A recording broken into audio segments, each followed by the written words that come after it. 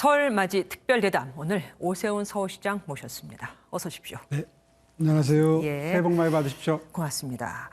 요즘 시장님 뉴스 보면 참 힘든 일이 많을 것 같습니다. 어떤 게 가장 힘들던가요, 최근에? 글쎄요, 뭐 어차피 시장직에 취임하면서 시의회 사정이나 여러 가지 주변 정치 환경이 뭐 그렇게 쉽다고는 생각 안 했었으니까요. 네네. 뭐 자연스럽게 그냥 받아들이고 있습니다. 시의회와 조금 더 소통하려고 노력을 더 하겠습니다. 그렇지만 소통하려고 하고 있지만 뭐 시의회 쪽에서는 만만치 않더라고요. 워낙 뭐 압도적인 의석 차가 있기 때문에 99석을 쉽지는 않습니다만은 그래도 계속해서 협의와 합의를 통해서 지난 연말에 사실 준 예산까지 갈 게 걱정이 됐지만 잘 협의와 합의를 통해서 예산을 통과시켰지 않습니까? 네. 과거에 했던 경험을 바탕으로 해서 좀 더 자세를 낮추고 뭐든지 다 협의를 하겠습니다. 지금 코로나19 상황도 참 만만치가 않습니다. 오늘 나온 거 보니까 서울에서만 4,100명이 나왔던데 물론 질본청에서도 뭐 일을 하고 있겠지만 서울시 차원에서 따로 뭐 생각해둔 방역 대책 같은 게 있을까요? 일단 서울시 차원에서는 이제 앞으로 이 대응 체계가 동네 병원에서 진단하고 치료하고 사후에 관리하는 체제로 바뀌기 때문에 어떻게 하면 동참하는 병 의원 수를 최대한 늘려서 재택 치료하시는 분들이 불편이 없으시도록 하는가 하는 게 가장 큰 관건이고요. 병 의원들이 얼마나 참여하고 있나요?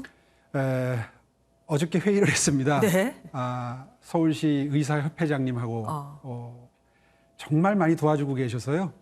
빠른 속도로 참여하는 병 의원 수가 늘고 있어서 지금 한 100개 정도 확보했는데 100개. 한 달 내로 1,000개 가까이 늘리는 걸 목표로 해서 긴밀하게 협조 체계를 구축하고 있습니다. 사실 감염이 되더라도 왜 격리될 때 보면은 보건소 얘기 다르고 질본 얘기 다르고 이제 외국에서 오는 경우는 공항말 다르더라. 네. 그래서 헛갈려하는 분들이 참 많아요. 그 불만이 굉장히 많이 들어오고 있는데 이거는 어떻게 해결을 할까요? 그게 이제 그런 일이 가끔 생겨서 저희가 확인을 해보니까 사실 질본에서는 바로바로 발표를 해서 언론에 반영이 다 됩니다. 되는데 그 시차 때문에 이게 착오가 생기는 경우들이 종종 있어요. 그래서 사실 그 120 같은데 시청의 그 대표 민원전화죠. 네. 이런 곳이나 보건소로 연락을 하시면 바로 즉답해드릴 수 있는 건 즉답해드리고 혹시 혼선이 있는 부분들은 바로 질본에 확인을 해서 가장 최신 정확한 그러니까 변경됐을 때 생기는 착오거든요.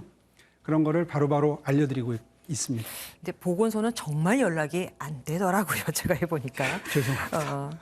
그리고 신속 진단 키트 왜 처음에 서울시장 막 당선되셨을 때 그걸 얘기하셨었는데 이게 지금 받아들여졌습니다. 전국적으로. 언젠간 이런 날이 올 거라고 생각은 했었는데요. 사실 자가진단 키트의 부정확성 때문에 불안해하시는 거거든요. 전문가들이. 네. 그런데 이미 작년 상반기부터 유럽 대부분의 선진국들이 다 사용을 하기 시작했어요. 주기적이고 반복적으로만 이용을 하면 충분히 PCR 검사만큼이나 정확도를 끌어올릴 수 있습니다. 그런데 이제 그게 권위 있는 곳에서 해드리질 못하다 보니까 불안해서 이제 그동안 정부에서도 부정적이었는데요.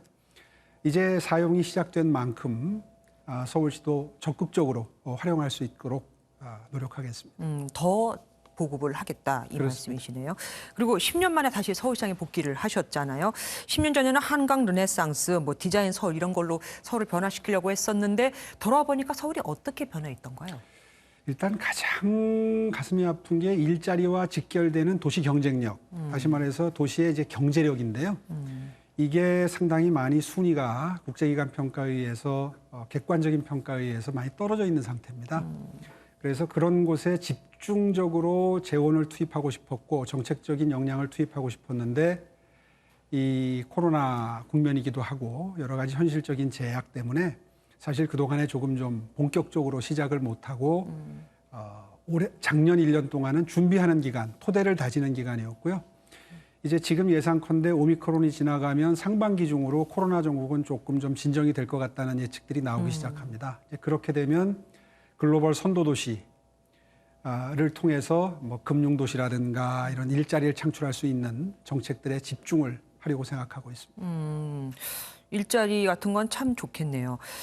근데 여러 가지 다양한 일을 만들고 계시던데 사람들이 사실 가장 관심을 많이 두는 건 부동산 문제입니다.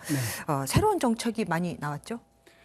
예, 잘 아시다시피 지금 재건축, 재개발이 완전히 막혀 있던 상황이었는데 지난 10년 정도 서울시에서요.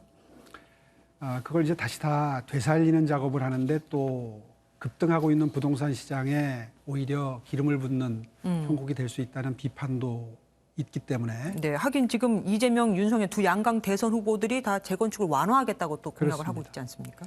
이제 그래서 재개발 같은 경우에는 지난 연말에 21군데를 선정해서 엄선해서 속도를 내기 시작했고요. 재건축도 비슷한 숫자를 지금 집중적으로 진도를 뽑기 시작했습니다. 물론 그 지역마다 다 조합마다 다 사정이 좀 다릅니다만은 단계별로 지금 이제 가속도가 붙기 시작했습니다. 아울러서 얼마 전에 한 달포 전에 모아주택이라는 걸 발표를 했는데요. 이게 참 재미있고 기대가 됩니다. 사실 저층 주거 밀집 지역의 경우에는 주차난 때문에 가장 고생을 하시거든요. 모아주택이 뭔데요? 그러니까 모아오시면 용적률 인센티브를 들여서 지하에 주차장을 넣을 수 있는 그런 그 주거단지를 만들겠다는 건데요. 쉽게 얘기하면 내 집을 한꺼번에 허물면 지하로 차가 들어가서 돌려 나올 수 있는 주차장 면적이 생기지 않습니까? 이게 10채 모으면 100채 모으면 훨씬 더 큰 지하 주차장이 생기겠죠. 그런 곳에 높이 제한이나 용적률 인센티브를 들여서 한마디로 말해서 저층 밀집 주거 지역의 열악한 주거 환경, 주차 환경을 획기적으로 바꿔보겠다 하는 시범 사업이 이제 올해 시작이 됩니다. 알겠습니다. 그리고 종부세 폐지 공약도 대선 주자들 사이에서 나왔었는데 거기에 대해서는 어떻게 생각하십니까? 당연히 제가 소속 정당이 국민의힘이니까요. 당연히 당과 보조를 맞춰야 되겠죠. 대선 후보의 공약이 당론이 되는 것이니까요. 또 저도 그동안 지론으로 종부세는 어쨌든 폐지가 돼야 된다는 입장을 견지해 왔습니다. 알겠습니다. 이번에 이제 지방선거 있는데 그때 재도전하시겠죠?